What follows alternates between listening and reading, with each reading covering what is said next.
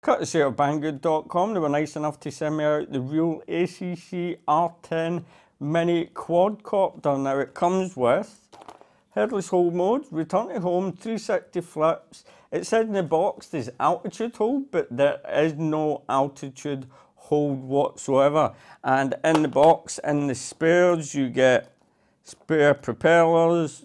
The propeller size is 45mm approximately. You get a screwdriver and a screw.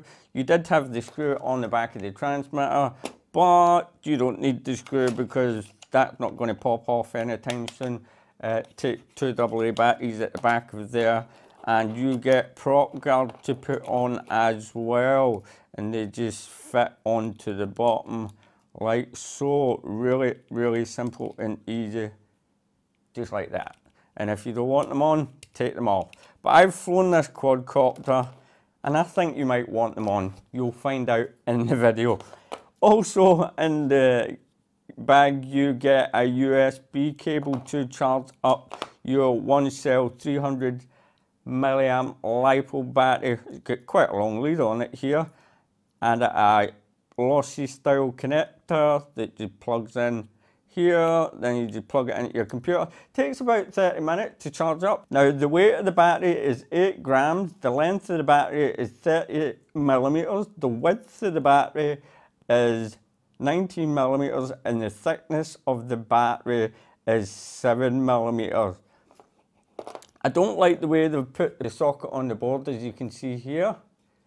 It just kind of soldered onto the main board itself, so every time you're pulling that plug in and out and in and out and in and out, that's bound to come loose. I'm more than sure that will come loose at one point, so I don't think that's a really good idea at all. You get blue LED lights under the front legs and red LED lights under the back legs, and a white LED light at the front. From motor shaft to motor shaft, it's 78mm, but when you put the prop guards on, it expands it to 139mm, and the motors that you get inside are 0615 brushed motors with little rubber landing feet at the bottom here. Now the total weight of the quadcopter is 29 grams. That includes battery and the prop guard. Now let me just bring the transmitter over to show you. Like I said, you don't need that screw because those batteries aren't going anywhere. It has two rates. You get a low rate and a high rate. You just push the shoulder button here. I wouldn't go into high rate, you'll find it shortly enough. And on the other side, you'll know about this soon. On the other side, you've got your 360 flip shoulder button, and you just press it and flip in what direction you want to go. You can't flip as you're flying. That's the only downfall. You need to be hovering in one spot to flip the quadcopter. Now, obviously, it also says in the manual that you plug the battery into the quadcopter, then you turn the transmitter on and you push up and down to arm it. Well, you don't, because when I plugged it in and I pushed it up, it took off. So don't do that. Don't read the manual, because it's wrong. And the manual is not the best because of that. Now, on your right stick here, you have your return to home button if you push down, and you have headless mode if you push down on the left stick, and the other two trim buttons are indeed trim buttons. Now let me just plug it in quickly and show you. It doesn't tell you this in the manual as well. So I'll plug it in, I'll turn it on. You'll see it's just automatically connected. I hadn't needed to do a thing. Now you can calibrate the gyro, but it doesn't tell you that in the manual. And the way to do it is just put both of the sticks down to the outer corner, down to the bottom, and that's you. You've calibrated the gyro. The other thing I noticed is the wire is a little bit too long at the back. Look how much that is hanging out there. What I generally do is just tuck it and place it neatly under like so. Right, now that's everything for the quadcopter. everything for the transmitter. Let's take this crazy thing for a little fly, or should I say, let's try and fly it. I would recommend you use a prop guard, but guess what? I'm not going to. Enjoy the flight. Now we're going to calibrate the quadcopter before we take off, and that's it calibrated, and we are on rate 1. Let me show you a yaw on rate 1. Look at that. It's fast. It really is fast.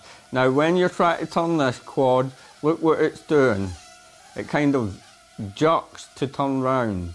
To do a proper circle in this, let me try, you have to be really gentle on the stick.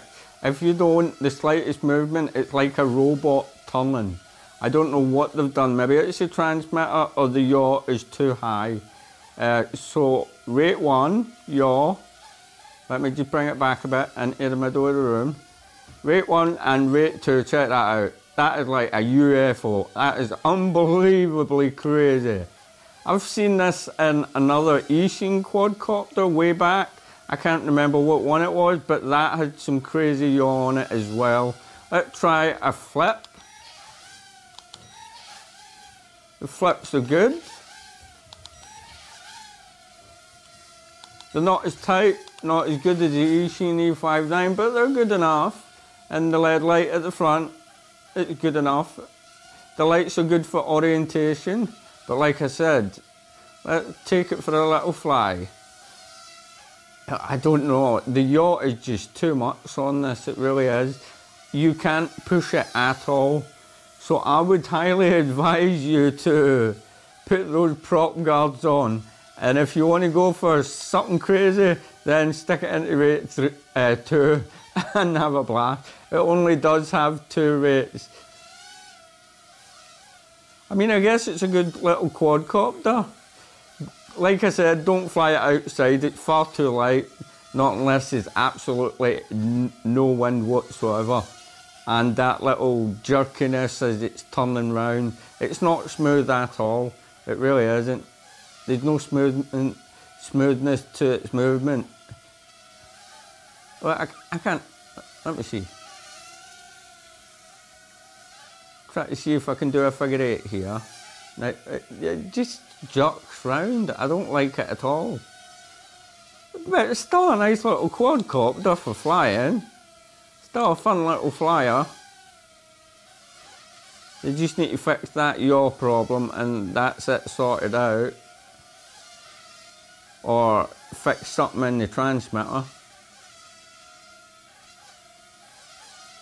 Because you can hear it, it's making that noise every time you turn.